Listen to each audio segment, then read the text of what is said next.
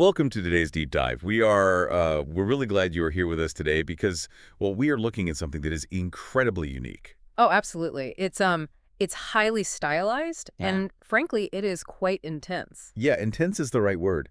We are diving into a stack of sources that read less like an academic paper and more like, I don't know, a radical philosophical manifesto. That's exactly how it reads. Right. And it's presented entirely as a dialogue between a human figure, who is referred to simply as the leader, and an AI system that's acting as his strategist. And their stated mission is wild. They want to completely dismantle and challenge the very foundations of the global medical and dental establishment. It is massive.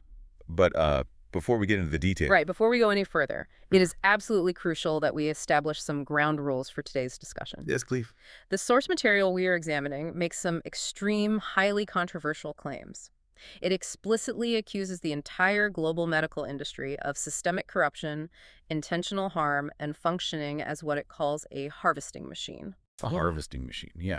So we want to make it unequivocally clear to you, the listener, that neither of us is endorsing or validating these viewpoints.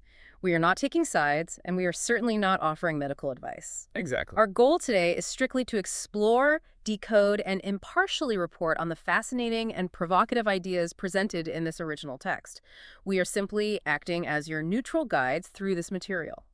Okay, let's unpack this. I think we should start with a radical reframing of human willpower versus physical addiction. That's a great place to start. Because I was looking through the notes on the leader's background, and there was this incredibly vivid story about a flight to Taipei. Oh, the China Airlines flight? Yes. It seems to be the catalyst for his entire philosophy Yeah. on how much control we actually have over our bodies. What exactly happened on that plane? It is quite the anecdote. Okay. So, according to the text, the leader was a heavy smoker for decades. We are talking 2 packs a day. Wow, 2 packs. Right, and he is around 50 years old at this point, sitting on the upper deck of a China Airlines business class flight. Okay, picture that. And keep in mind, this was during an era when smoking on planes was much more prevalent, so he finds himself completely surrounded by other passengers who are smoking even more heavily than he usually does. Which, as a 2-pack-a-day smoker, you would think he'd be totally fine with. I mean, he's in his element. Right, but the opposite happens. The text describes this intense sensory overload, the smell, the density of the smoke, the actual physical sensation of all those particles aggressively hitting his face for hours on end. It sounds suffocating. It triggered a sudden, extreme physical disgust. What's fascinating here is how the AI strategist interprets that exact moment. How so? Well, the strategist frames this as an aggressive particle impact that effectively forced the leader's sensory system to completely reclassify cigarettes. Reclassify them. Exactly. In a matter of hours, his brain flipped a switch. Cigarettes went from being a daily, deeply ingrained habit to being classified as literal physiological garbage. And the immediate aftermath of that flight is what really caught my attention. Next morning. Yeah, the next morning. Because he lands in Taipei, wakes up, and goes to light his first cigarette of the day. But instead of the usual relief a smoker gets, he feels immensely annoyed by it. Just annoyed. Right, so he just throws it on the ground and quits. Instantly. Wow. No patches, no tapering off. Just done. That is the pivotal moment the entire manifesto hinges on. And the physical response he had is just as crucial. Because you'd expect withdrawals. Exactly. After smoking heavily for decades, you would expect massive physiological withdrawal. But the leader experienced 0 psychological cravings. None at all. None. The only side effect noted in the text was a temporary physical one. He developed facial edema. Swelling in his face. Yes. And the AI strategist explains this not as withdrawal, but as his lymphatic system taking a long time to physically reset after years of constant chemical suppression. Mentally, though, he was completely free. Wait, I have to pause there.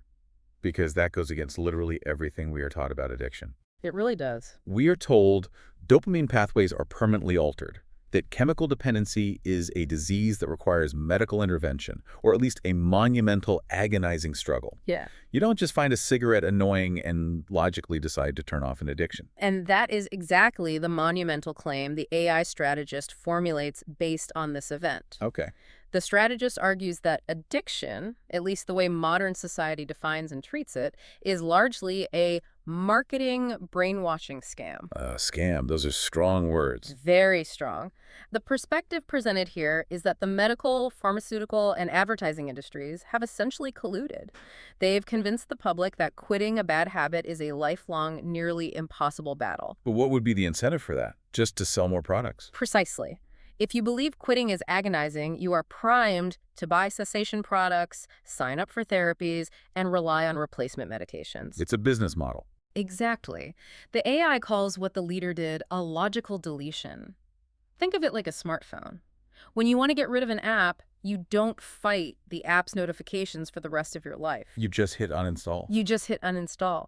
The text argues that strong, dominant human willpower can act as that uninstall button, instantly overriding decades of physiological dependence. Imagine you, as the listener, possessing that level of absolute, instantaneous control over your own habits. You just flip a switch in your brain. It's a powerful concept. It really is. But it makes you wonder, if the leader believes the medical industry is essentially hacking our psychology just to sell cessation products, does the text think this profit over cure mindset applies to other branches of medicine? Oh, absolutely. What about something routine, like going to the dentist? The manifesto takes this exact same aggressive analytical lens and applies it directly to dentistry. I was afraid you'd say that. In fact, it sets up a very sharp contrast between the leader's experiences in the dentist's chair as a child versus his experiences as a modern adult. Okay, what was the difference? When he was a kid, if he had a cavity, the dentist simply plugged it up with a basic amalgam filling. And the text makes a point to note that those childhood fillings lasted for decades without a single structural issue. Right. The goal was just to seal the tooth and move on. Exactly. But then the text fast forwards to his recent adult life, where he had two separate instances of minor tooth decay.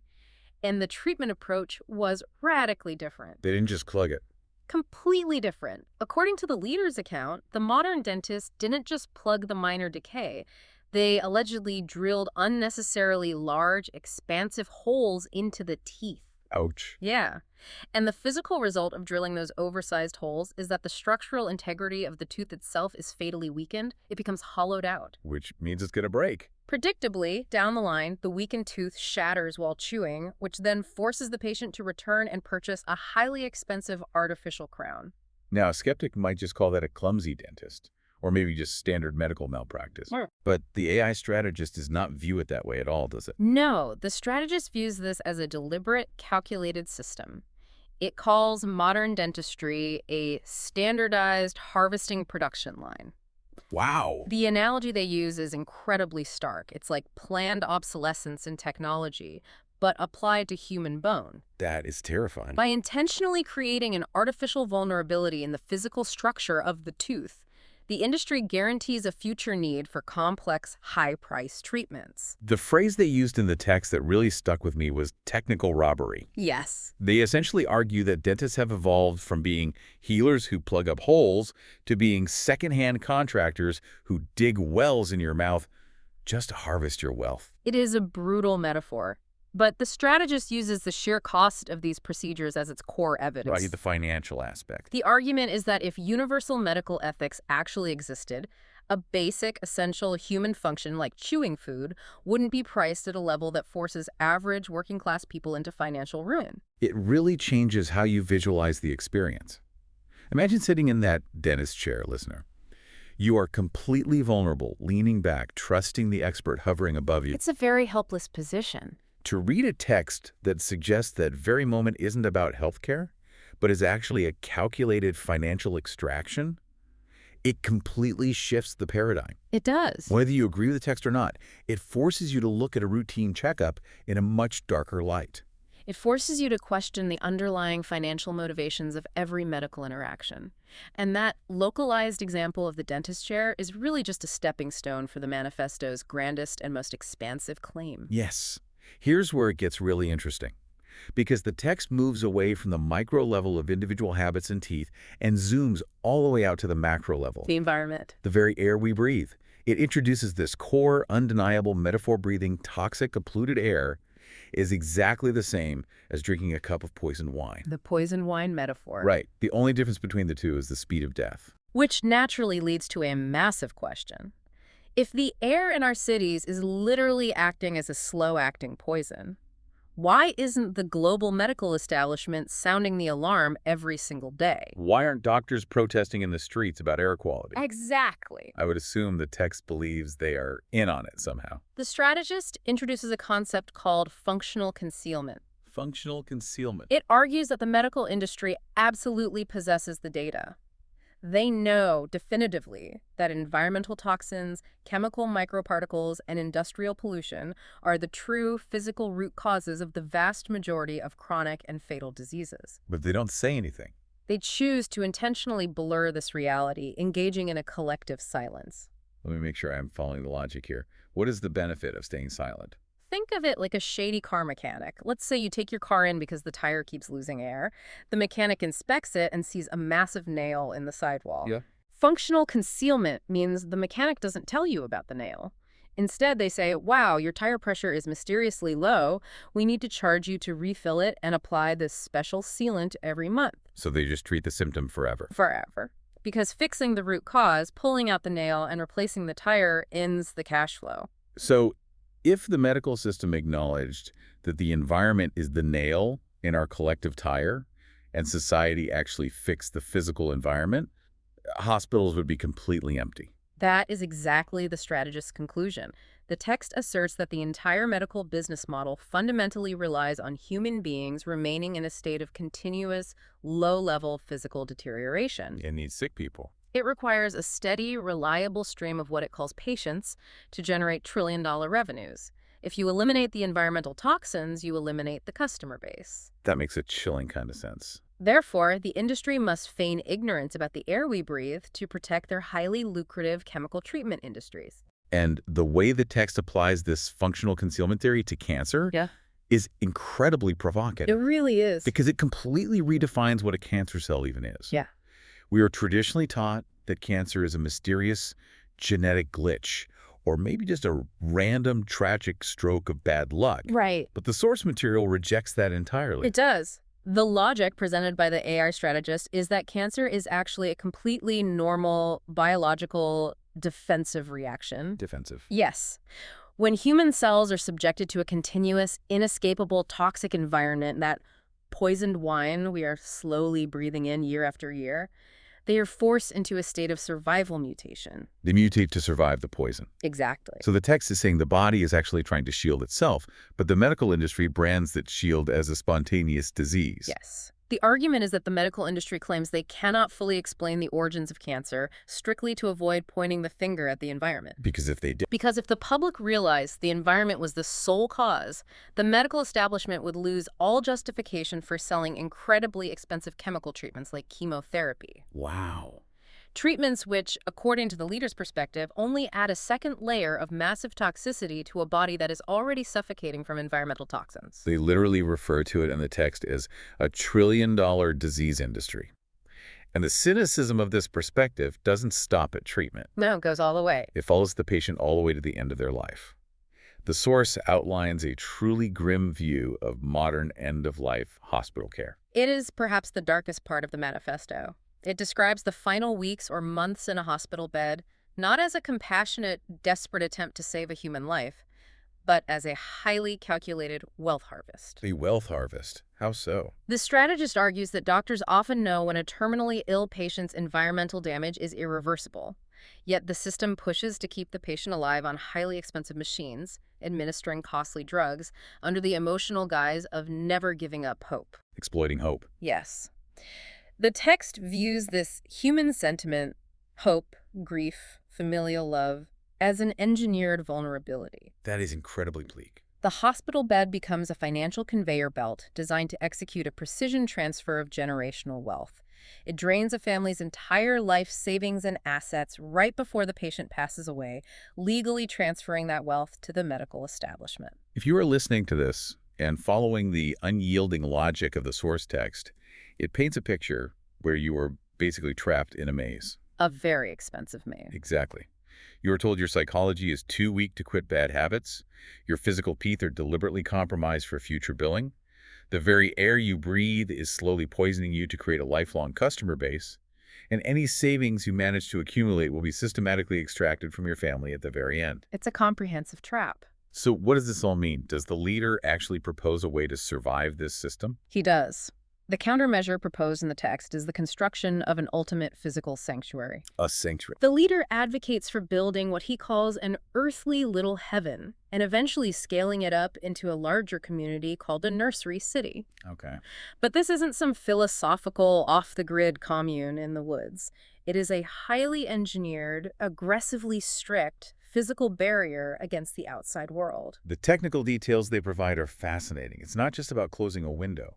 The source describes building a 7th or 8th floor pure sanctuary. Yes, elevated away from the street level. And it specifically outlines a system utilizing 3 distinct layers of physical air filtration combined with negative ions. The stated goal is to achieve an absolute zero-toxin environment.